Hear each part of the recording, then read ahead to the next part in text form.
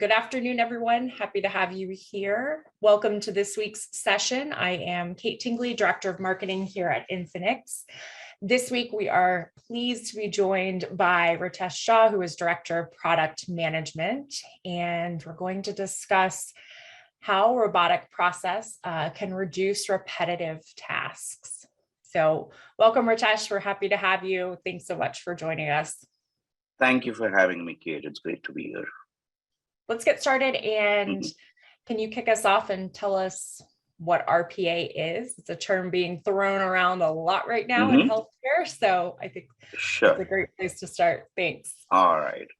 So RPA is a term you would have heard with another word called bots. So let me explain what the difference is. RPA stands for Robotic Process Automation. It is the technology that's used to create automation that mimics human actions. Its primary objective is to facilitate those actions that are repetitive, are usually high volume, and have a series of defined steps. And that's the technology. Every series of steps that you want to automate is what you call a recipe. So what you make out of a recipe is a bot. So why it's called a recipe? Because like any cookbook, it has a series of steps that have to be followed in a specific sequence. So for every process that you want to automate, you create a bot. A bot has a recipe which has 8-10 steps depending on how complex, what your cooking is.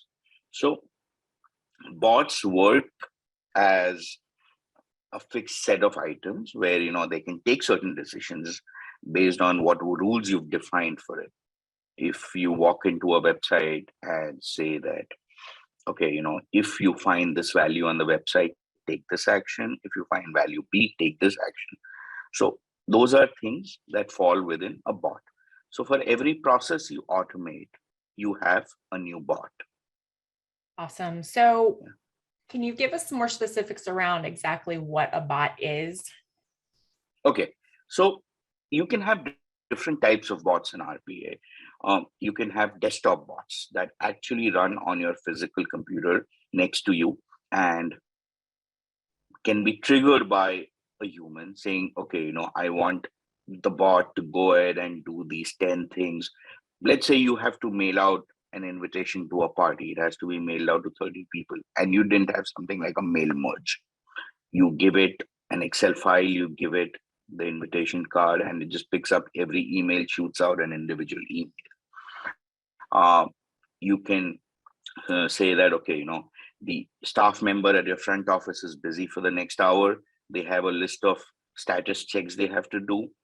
The staff member triggers the bot and it gets them the data that they need. The other type of bot is something that runs on the back end, on the servers, remotely, where there's no real human involvement. These are bots that you could sort of schedule on a daily basis. So let me give you an example for that kind of a bot. Let's say there is a practice that does approximately 70-75 appointments every day. Now, one of the rules of that practice is that before the patient walks in, they need to do a fresh eligibility check for the patient. And they also need to check if a prior auth was needed. If it was needed, the prior auth was obtained. Now, one option is for a staff member to do it the previous night before they log off for the day, or come in 5 a.m. for 7 a.m. appointments and start doing it. But they will perpetually be chasing that every day. So theoretically, we could create a bot that starts up at 3 a.m. in the morning. It picks up all the appointments scheduled for that day. It does an eligibility check for them. It then goes and checks, okay, are there any prior auths requested for any of these 75 cases? Goes and checks the status and saying, look, 60 out of the 75 have a prior auth ready. The other 15 don't need a prior auth. And they're, you can just go ahead and schedule them. What that does is, when your first staff member walks into the office in the morning, the data for all those 75 patients is readily available on their desktop. So you've already given them a head start to the day. You don't really have to catch up every day. So it just makes your mornings and your days easier when all of this repetitive stuff can be done in the background. Where are we seeing RPA now in healthcare? Okay. So, Kate, like a lot of other industries today, staffing is one of the biggest challenges in healthcare. Um, Pre-pandemic, post-pandemic, different worlds, uh, skilled staffers are, skilled staffers are lost. So suddenly you have fewer skilled people who are doing a lot of work. They've taken on a lot of responsibilities. A lot of these responsibilities are, as people analyze, they become repetitive actions or what I call sort of non-value added actions. Go log into a website, check eligibility, come back. Now, let me be very, let me touch on another topic here. RPA in healthcare is not about replacing skilled humans. It's about automating the non-value added part of their jobs so that they are freed up for the value added activities to help increase their efficiency, to reduce their burdens. And when they're doing too many repetitive tasks is when you have errors, when they miss cases, when schedulings are missed. So you prevent all of these by freeing them up for the true value added activities. So that is where RPA and healthcare providers are seeing a lot of value today in different aspects of healthcare, primarily patient access, RCM. These are the places where physicians and providers are seeing value today. I love that idea. So if I'm a provider listening to this all Mhm. sounds great. Where do I start? How do Okay, I start implementing RPA? all right. So a couple of things you can do. One is that look at the, sort of identify what your staff is doing every day. Look at the activities they're performing and sort of map it out saying, okay, for every patient, this is what my staff member does. And some of these tasks will automatically start standing out. You will see that, oh, this task is performed for every patient.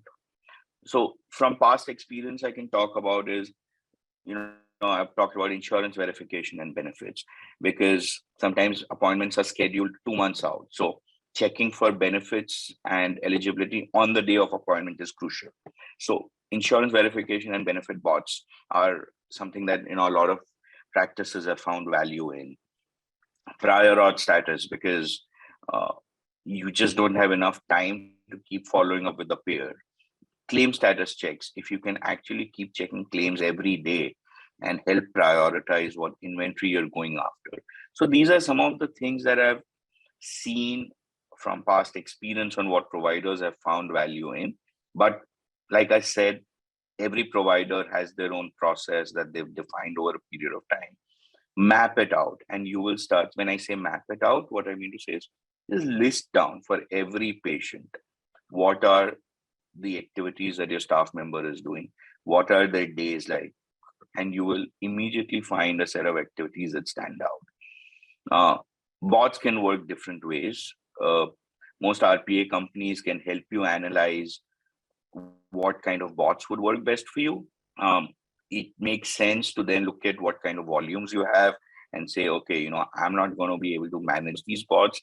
Can some company manage these bots for me and then work on a transaction basis? So there are different models that are available in the market. So unlike, going out and buying an EMR or buying a new billing system, today RPA and bots are not heavy on investment upfront. You pay what you use for. It is well structured. So you should look at these activities that can actually stand out and get you real benefits. And Kate, one thing again I'd like to talk about is Yeah. um, that it's very important to remember in RPA is the way we've seen it, it does not replace your human staff. It does not replace your skilled staff. So you need to set your expectations that you will be able to optimize their days better, have better output, you'll have better efficiency, increased efficiency, you'll have fewer errors, it'll help keep your staff happy. But we do not look, because there are still, healthcare still has a lot of subjective value adds that the skilled staff, your experienced staff members bring to the table. Such a good point. Thank you again, Ritesh. This was really, really helpful. A lot of really good information. And I hope everyone's got some tips that they can take back to their practice. Thank you for having me, Kate. It was fun. Absolutely. Absolutely. Thank you.